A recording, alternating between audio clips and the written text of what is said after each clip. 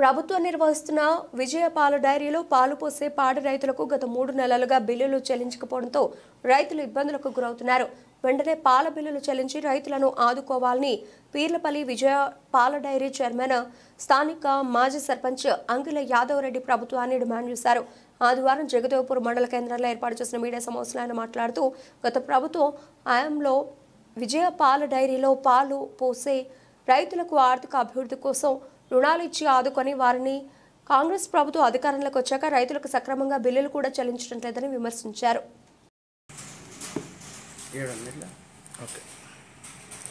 ఈరోజు గత 10 సంవత్సరాల నుండి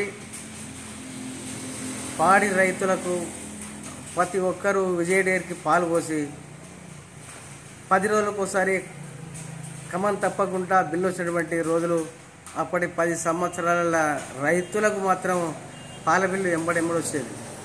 ఇప్పుడు మాత్రం 3 నెలలు గడిచిపోయింది, ఇప్పటికి కూడా పాల బిల్లు రావడం లేదు.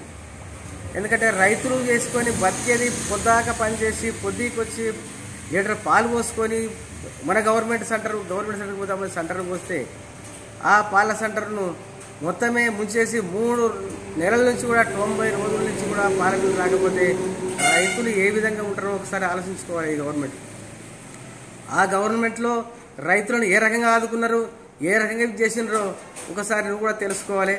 అదేవిధంగా ప్రతి సంవత్సరం కూడా ఈ 10 సంవత్సరాలుగా పాల రైతులతోని ఎన్నో లోన్లు ఇచ్చినారు, ఆవులు ఇచ్చారు, బర్రెలు ఇచ్చారు, అదే రకంగా పాలు పోసుకొని వచ్చారు.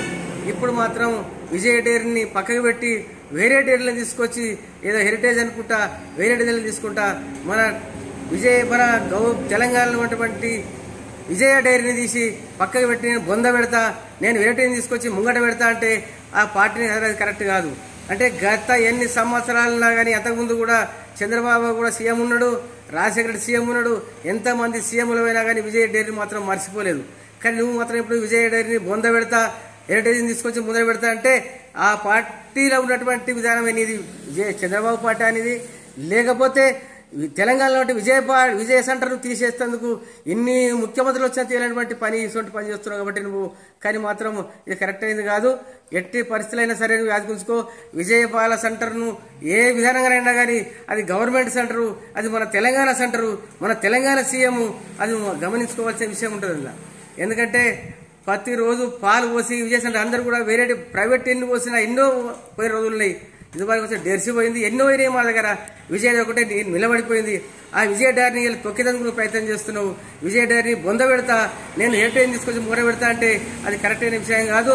ఈ రోజుల్లో మాత్రం రైతులు మాత్రం ఏ విధానంగా కూడా విజయ డైరీని బొంద పెడతా దీన్ని తీసేస్తా అంటే మాత్రం రైతులు ప్రైవేటు ఉన్నటువంటి సెంటర్లను తీసేసి కూడా విజయ డైరీ గురించి రైతులంతా కూడా ధర్నా ఇస్తూ సిద్ధంగా ఉన్నామని చెప్పి కోరుకుంటూ, ఇదే విధంగా రేవంత్ రెడ్డి గారు నువ్వు కావచ్చు అన్ని చేసినా చిన్న పని మాత్రం చేసుకు కరెక్ట్ కాదు.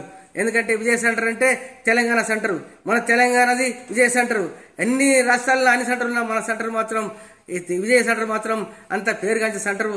ప్రతి దగ్గర కూడా విజయాన్ని అన్ని కోలుకుంటారు. కాబట్టి ఈ విజయ సెంటర్ మాత్రం కరెక్ట్ చేసుకుంటూ బిల్లు నెలకు 10 నెలలకు పరిచే బిల్లు, ఆ బిల్లు కరెక్ట్ తీసుకుంటూ మన విజయ సెంటర్ను బొంద పెడతాని మాట కరెక్ట్ కాదు.